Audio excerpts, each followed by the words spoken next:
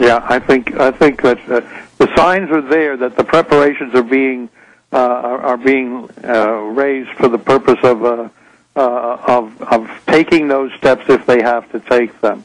He brought in the Orlando Air Reserve into Washington. Bush brought them in, nationalized them, brought them into Washington several months ago now, and he did it very quietly, but in anticipation of serious unrest in the Capitol arising and having enough forces. They didn't have enough forces to put down what they anticipated Martin was going to do in May, June of '68 in Washington with the encampment. So they were never going to be able to let that he could never leave Memphis. They've also announced everywhere, like Chicago, that we're going to use National Guard now to fight crime, not just terrorism. So we're really seeing them flip the switches and turn on martial law already. Yes, that's right. I think that's right. Posse Comitatus, the prohibition of using military forces for civil disorder and civil purposes, is gone. It's effectively been wiped out. So they have the tyranny system idling, and now they're starting the juggernaut rolling. I do with Congress with a 9% approval rating and 70+% of the troops against the war, and what I see, I don't see it being a popular martial law like with Hitler. I don't see it going well for them. I think it may collapse like the Soviet Union, and do you agree that's the best we can hope for? Well, it is probably the best we can hope for. I mean, you know, they spent $1 trillion on Iraq. Obama's talking about beefing up Afghanistan. He threw Brzezinski off his foreign policy team, as you may know. Now, whatever one thinks of Brzezinski, the guy is nevertheless a hard-headed pragmatist, and whichever side he's on, he is a pragmatist. And he's been saying de-escalate. Yeah, and he's saying do not make the same mistake that the Soviets made. Do not do that in Afghanistan, Obama. And he threw him off the team. And he's talking about beefing up the troops in Afghanistan. That's never going to be solved militarily. We've not learned that lesson. Well, that just gives the Afghans more targets to shoot. Oh, there's no question about that. It's a very, very foolish move. We're going from one to another, and then if you're saddled with Iraq as well, and a declining economy, with the economy going into the toilet, this place is going to be on fire. The dollar in free fall? The dollar is in serious trouble, and it's going to get worse. And think about the price of oil if they attack Iran. Well, think about Mr. it. Pepper, here's the thing.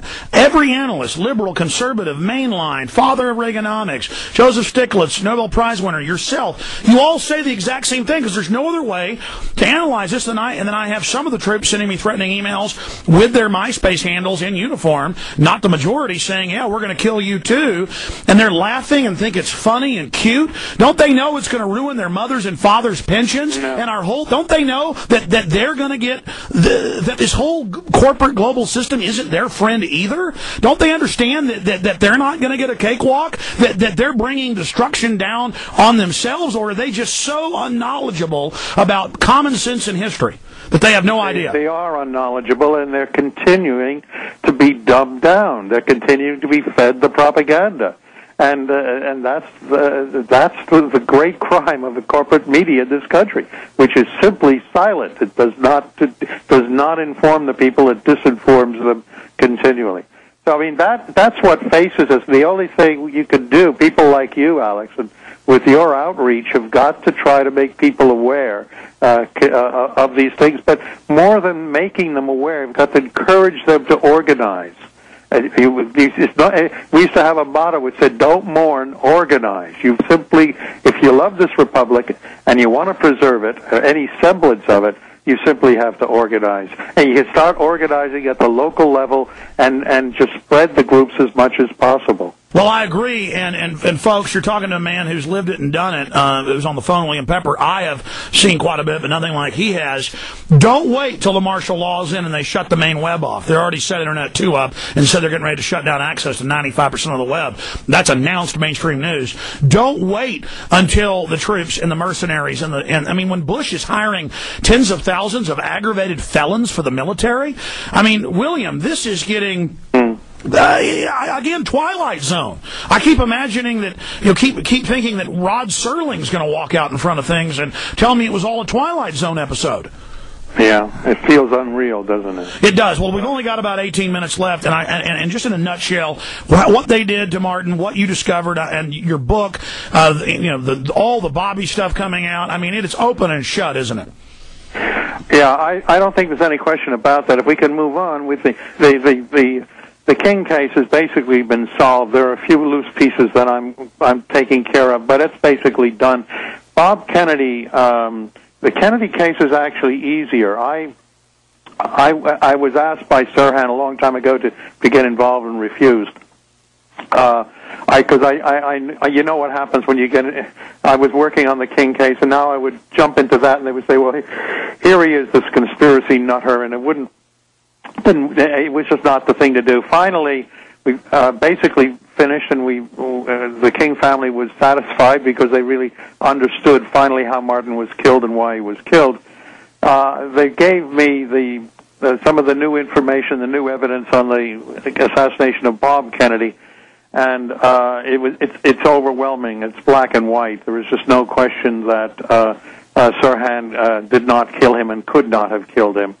And so I've taken that case on full score now, and we're going to press forward, and using similar tactics I used in the King case. Eventually, we're going to be able to put under oath all of the evidence that will show that Bob Kennedy was not killed by Sirhan.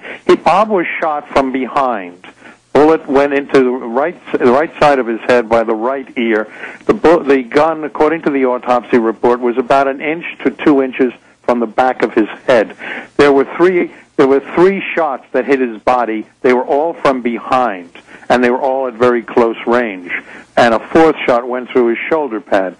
Sirhan was in front of Kennedy, never closer than 3 to 5 feet in the front of him. He started shooting. The first shot appears to have been simply a blank cartridge that flared up and distracted everybody. And then he got a second shot off, and then his arm was pinned to the table. And he kept pulling the trigger, and bullets went all over the pantry. But while all that distraction was going on, Bob was hit. The assassin hit him from behind.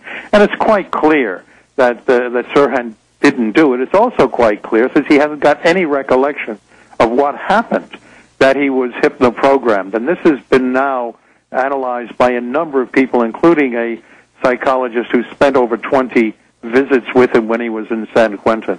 So we've got a task ahead of us to look at the whole psychological aspect of this and the hypnoprogramming that we strongly believe was done to this guy to set him up the way that he was set up.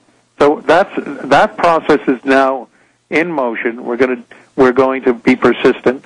We're going to persevere, and we're going to get this evidence out finally. We've just had the benefit of acoustical evidence that has been revealed and confirms what we have from other aspects evidence earlier, very clearly indicating that 13 shots were fired, that 2 weapons were used because there's an acoustical difference between the sound of the discharge, and it's remarkable because Sirhan's gun, of course, only had 8 bullets in it.